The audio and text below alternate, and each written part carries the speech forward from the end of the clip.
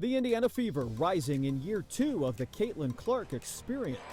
This is the epicenter of basketball. You know, I think anytime you have a team galvanized that wants to take that next step, special things can happen. A new team igniting a passion for women's volleyball and opening some eyes. Just how much people care about volleyball here in Indiana and how big it's grown so fast. Our games are filled and packed, and it's a lot of fun to be a part of. And Gridiron Girls, a closer look at Indy's newest professional football squad and the push to get more girls involved in flag football. It's a WRTV special leading the charge, Central Indiana's rise in women's sports. Good evening and thanks for joining us on this NCAA Championship weekend. I'm Brad Brown. Today's game was another example of the continued rise of women's sports on the national stage. Indianapolis has become the epicenter of that movement, both present and future. It's hard to deny the impact of the Indiana Fever's 2024 season, not just here in the Circle City, but across the WNBA. One of the women at the center of it all is Fever President Kelly Krauskopf.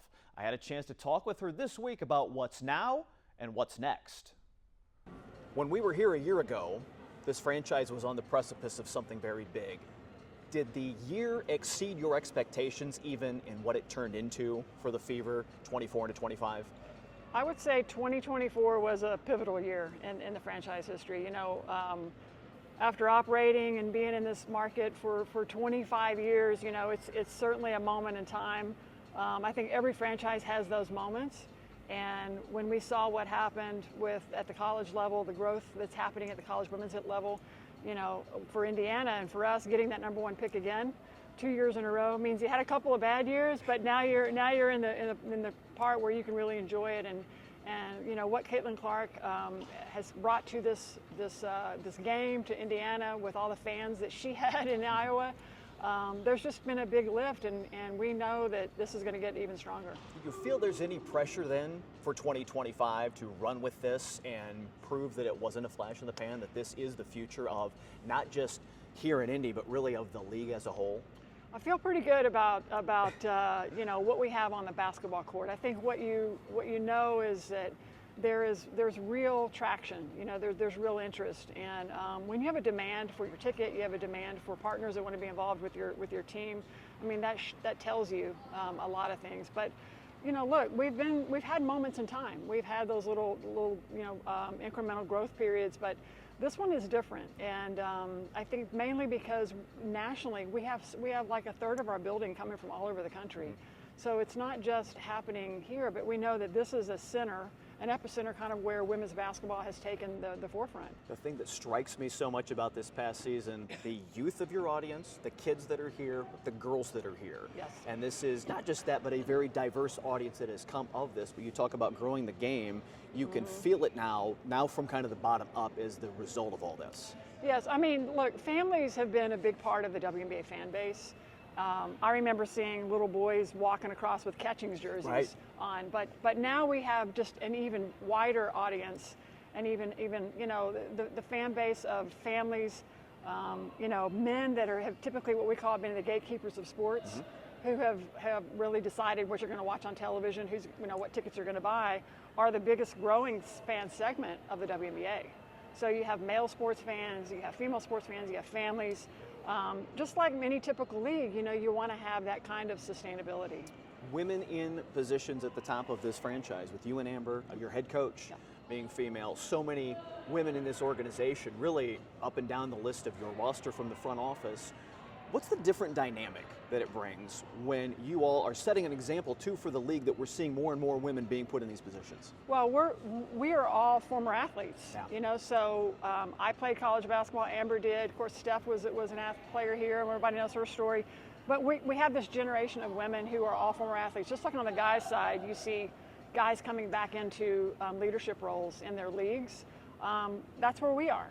And we have an insight and I think an instinct that you kind of know what works and you kind of see it. And it's really fun to see, for me personally, to see somebody like Stephanie White become a head coach, a successful head coach in our game. And I want to see more of that. I want to see more women in leadership roles, management roles, and coaching roles. We've seen the addition of sport around Central Indiana now. We were talking about the Ignite coming here, and we've talked about them in their first season here and getting a chance to see some other things evolve based on the success of the WNBA. Are you feeling that on kind of a wider base now that it trickles down even to college sports and to other amateur sports as well?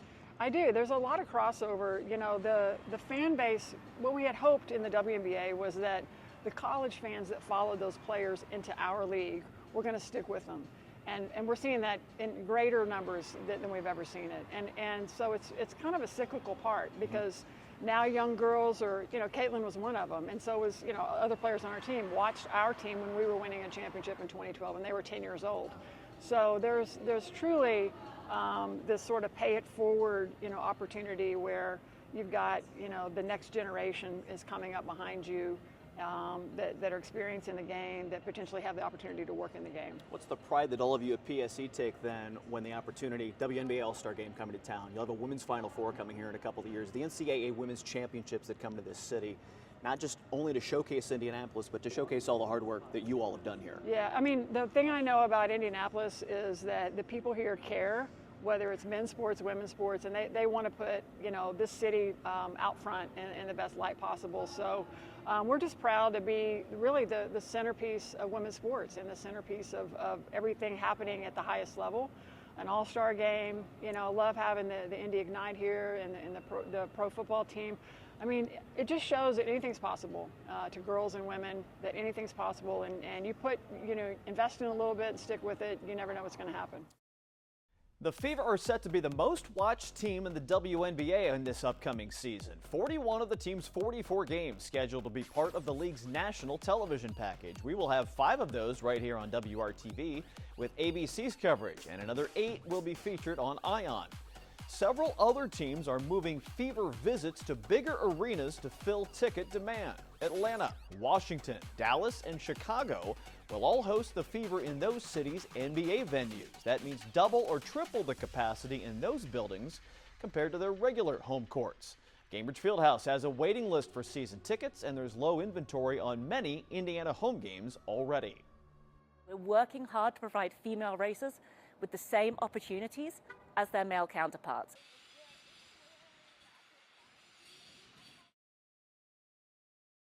Indianapolis is known as the racing capital of the world. One local foundation is trying to open more doors for women in motorsports by awarding hundreds of thousands of dollars in grant money to female athletes.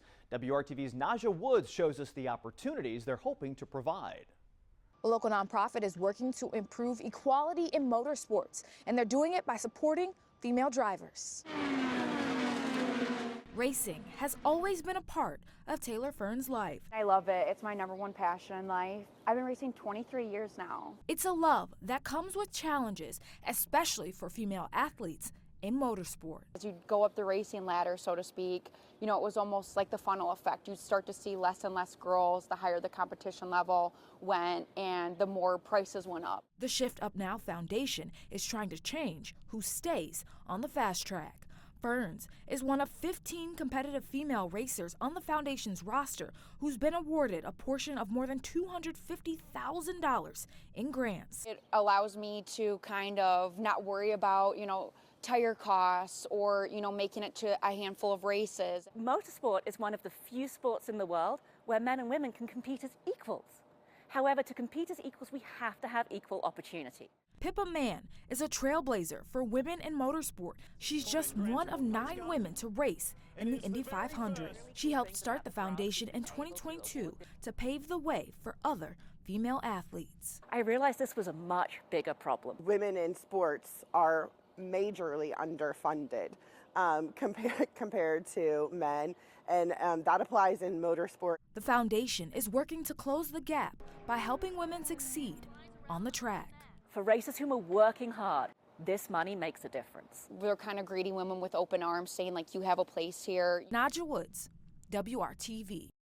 Since it started in 2022, the Shift Up Now Foundation says it has awarded more than $350,000 in grants to female race car drivers. Now they are looking for more athletes to join the movement. IndyCar teams up and down the grid have women in prominent roles, from the front office to pit lane, and we will see many of them here for this year's Indy 500 on May 25th. Still to come, there are some new teams on the Indy sports landscape this year. The Ignite have been lighting it up for pro volleyball fans. We talked with a couple of their top players about this debut season. And the next generation of gridiron stars may be chasing flags instead of tackles. And the Colts are leading a wave of girls playing flag football in the Hoosier State. We talk with some local athletes when this WRTV Sports Special continues. New team, new arena, and a new brand of excitement on the Central Indiana sports scene. The Indy Ignite have been playing to some of pro volleyball's biggest crowds all season. They are closing in on a playoff berth in year one. A pair of Indy's top stars join us now to talk about bringing their game to girls from all over the Hoosier State. We welcome Ajani Taylor, Leketer member Mena, joining us here in Studio B. Ajani, let me start with you. What has been maybe an eye-opening part of this season for you all as you've gotten into this and gotten to be a part of the PVF? Yeah, I think just how much people care about volleyball here in Indiana and how big it's grown so fast. Our games are filled and packed, and it's a lot of fun to be a part of, and there's a lot of people that really care about us already in this short 5 months, so it's been really cool to see that. Lek, has anything of this first part of the season surprised you as you've gotten into it? No, not really a surprise, just because Indy is known to be a sports state. And so I was super excited, and I think that it definitely met my expectations, if not surpassed it. So I don't think I have been surprised, but I've been so extremely grateful to have been in Indy this year. What's your favorite part of these game nights? We've seen the Fishers Event Center packed on so many nights, and the fans are so very into it. I think my favorite part might be the light it up on the bump set spike. It's like when I hear the light coming up, I'm like, oh, I need to put this away. I may think twice about tipping. Ajani, as you've gotten a chance to bring some new fans into the mix as well, how has it been to really see some people maybe who are telling you they're here for the first time and they are really getting attracted to this very quickly? Yeah, I think that's the glory of volleyball. Once people see it one time, they kind of get attached to it and love it and want to come back, and it's a really exciting sport. And like I said, the fans here in Indiana are really loyal and they care a lot, so it's been really fun to play in front of them. The youth volleyball movement, I know, was an important part for both of you in a certain form, and you've gotten a chance to see kind of that next generation. As you get a chance to see the young players out and interact with them, what's kind of the one thing that sticks with you with all that? You just don't realize how much people think of you and how highly people think of you until they're telling you. And especially, I think for us, we're both kind of undersized, and there's a lot of little girls that come up to us and are telling us how much Lek means to them and how much I mean to them, that we're undersized and playing. And it's a really cool feeling to be that kind of inspiration to people, so it's been fun. Lek, to play the part of role model for some of these girls, what has that meant for you in this capacity? I think it's just exciting to see how different the dynamic is with the girls now that there's pro volleyball in the U.S. versus before, whenever people would come up and like talk, because like there's a glimmer of hope in like all of their eyes and the way they talk and how excited about when they get to our shoes that we used to not, or at least I used to not experience before pro volleyball was here in the United States. So I guess now being a role model is just encouraging the girls to believe in yourself more than you expect anyone else to believe in you, and like don't let anyone tell you no. Like people are going to tell you no throughout your whole career, and like you are very, very capable, and I believe with God on your side, you can do anything. So just keep believing, keep striving, and like there's a whole new world of opportunities that just opened up now that pro volleyball is here, and I think it's going to be here to stay. So I'm pretty excited. Ajani, when the All-Star game was here at Fishers back in February, and you had the best of the league here, did you get a sense of that everybody got together and said, we have something special in the PVF here and somewhere to grow with this? Oh yeah, I think it was just like the highest level of volleyball played on the biggest stage, and for everyone to see that, it was really cool, and we all felt that. Lek even felt that, being in the building, and so I think everyone knows like this thing can take off and it can go really far, especially when you have this high of level players and athletes in the league. It's going to be really cool. Lek, is there part of this a learning about being a pro, a learning about being in the business as well, more than just the X's and O's of the volleyball of this? You get to learn a lot about yourself as you're going through this process, and so trying to figure out what pro means in the U.S. is something I'm taking step by step and I'm learning, but like ultimately just embracing the whole process and trying to be the best teammate that you can be. Yeah, Ajani, similar question. As you get through the grind of the season and now you're kind of getting into month 3 and month 4 of it, have you had to kind of pace yourself, particularly when there's travel, there's practice, and there can be a lot to it in the span of a week as the schedule adds up? Yeah, I think it's less about pacing and more just about being really good at managing, what you need in terms of physical therapy and what you need in terms of nutrition and hydration, all these things that you don't really have to think about when you're in college because you're 18 and you're young and fresh, and now you're 24, 25, 26, and things ache a little bit more, so you just have to be a lot more thoughtful in how you're going about your day-to-day, especially on off days. Well, congratulations on the success and best of luck in the stretch run here as you head toward the playoffs. Ajani Taylor, Leketer member Mena. Here's a look at your chances to see the Indy Ignite in action. The rest of their home matches at Fishers Event Center this Saturday against Grand Rapids. Vegas will be here next Thursday. They have 3 more after that, all the way to May 1st. IndyIgniteVB.com for more information. One sport that continues to grow all over the country is flag football. The number of girls' high school teams are on the rise, even though it's not an official sanctioned sport in Indiana. But WRTV's Mark Mullins shows us how the Colts are trying to help change that.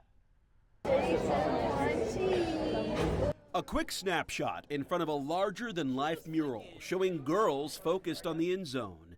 Erin Gerard is one of those girls. It's about inspiring others, and it's about just getting to where you need to be, and I mean, it's just a really amazing sport. The Cathedral High School junior is a trailblazer playing on the school's girls flag football team.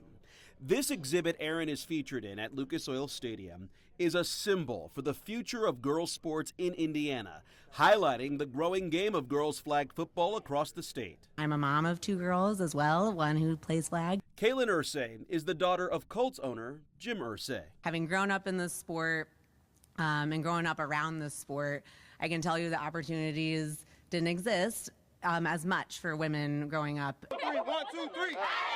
The Irsay family and the Colts are trying to change that. They recently launched an effort called Road to 100, investing $1 million to support the development of girls' high school flag football as a fully sanctioned Indiana High School Athletic Association sport. To become eligible as a sanctioned sport, 100 schools first must compete under an emerging sport designation. I really hope we can get the other 50 other schools, because this is just outstanding, and I just couldn't be happier about it. The theme here, 100 flags to 100 teams, is really so fitting. I love the display. I love the message that sends, and I think that's something that we can all carry with us as we continue to push and twist a few arms and challenge some people to be supporters of girls flag football in this state. Over the last several months, the Colts have been reaching out to school administrators around the state, offering funding to help start girls flag football teams. And this exhibit aims to spread the word.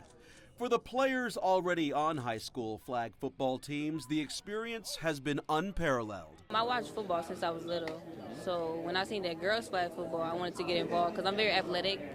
I do track, so to be involved in something like that is very great. Honestly, it can create a lot of bonds and friendships, and it's another way to express yourself and be around like-minded people. A new touchdown opportunity for so many players and fans, especially girls, who traditionally have not had the same opportunities to learn and play the game as boys. Mark Mullins, WRTV. A rebirth for women's professional tackle football in Indiana as the Indiana Valor get ready to kick off their inaugural season. WRTV's Amber Grigley introduces us to the team, the hard hits they plan to deliver, and the experience fans can expect. Who knew in 1999? I'd like to introduce the newest member of the Pacer Sports and Entertainment family and the newest member of the WNBA. An announcement about the expansion of WNBA teams. The Indiana Fever would create endless opportunities for women in sports here in the Hoosier State. From the Indiana Fever to the Indy Ignite's inaugural season this year. And now the Indiana Valor is preparing to dominate the football field. We're the only women's tackle football team in Indiana. We're a part of the WFA, which is the Women's Football Alliance, and we're coming to play. The WFA is the longest running and most competitive women's tackle football league. It features 60 teams nationwide, including now the Indiana Valor. Women's tackle football teams have been around for more than 4 decades. In fact, Indy's first taste of a women's football league was with Indy Crash before it ended in 2017. Sports capital of the world, right, and evolving with women's football. It's super exciting because we're doing something different. We're showing something different. We're trying to make it entertaining as well as showing, hey, these women are here to rock and roll and play football. I was in the 6th grade, and that was the first time I ever played football. And I was going to a little tiny school in West Virginia, and my brother got signed up for football, and I told my dad, I was like, hey, can I play football too? And he's like, I don't see why not, as long as you can handle it. I was like, I can handle it, and it was a wrap. I was handling it. Handling it, and now they are ready to bring their A-game in May. Some of these girls have never stepped foot on a football field before and have come from all different sports backgrounds, some no sports backgrounds, but he's done a really bang-up job, in my opinion, of teaching these girls how to go from zero to hero, so to speak, on the football field. I'm Amber Grigley, WRTV. The Indiana Valor kick off the season May 3rd in Cincinnati. Their home opener is May 17th against the Derby City Dynamite. The growth in women's sports all traces back to Title IX. Next, the Hoosier woman who inspired the law and how her legacy continues to inspire female athletes. As we have shown you, women's sports are a big deal in Indiana. A new facility in the works for girls to pursue their athletic dreams will build on that reputation. WRTV's Taj Simmons explains how one Hoosier opened the doors for everyone else. Indiana had a fever for women's sports long before Caitlin Clark came to town. The Fever have been here for 25 years, and Ann Myers tried out for the Pacers back in 1979. That's all I want to do is concentrate on playing ball. This history would not exist without Title IX, the federal civil rights law written by Indiana's own Birch Bayh and his wife, Marvella. They met at a speaking contest, and she beat him. Marvella was smart, but was rejected from the University of Virginia for her gender alone. Birch wrote Title IX to end gender discrimination in academics. Her son Evan says that is his family's proudest achievement. I think that made her even more determined to break down those barriers and to create opportunity for the people who would follow her. And what a wonderful legacy. Her name and legacy will live on in the Marvella Girls Sports Leadership Campus. The 300,000 square foot complex at Fair Oak Farms is specifically for girls athletics, and they will break ground this spring. Marvella Bayh really was the inspiration in so many ways behind Title IX, opening the doors for girls to go to college and to play sports and to receive scholarships. When these doors open, girls will learn about women's sports history and how Marvella's struggles shaped Title IX. The foundation in her name will award scholarships to help girls succeed on and off the court. Creating the best campus in the country just for girls, that's exciting. But what's really inspiring for us is that we're growing future leaders for our country. She and my father both may have played some role in helping girls and women and just all of us have a better life and more opportunity. I can't tell you how good that makes me feel, because that means she didn't live in vain. Looking back on Marvella's marvelous legacy, I'm Taj Simmons, WRTV. Thanks for spending part of your weekend with us. Join us on May 17th for the Indiana Fever's season opener against the Chicago Sky and the WNBA All-Star Game on July 19th. For all of us at WRTV, I'm Brad Brown. We'll see you soon.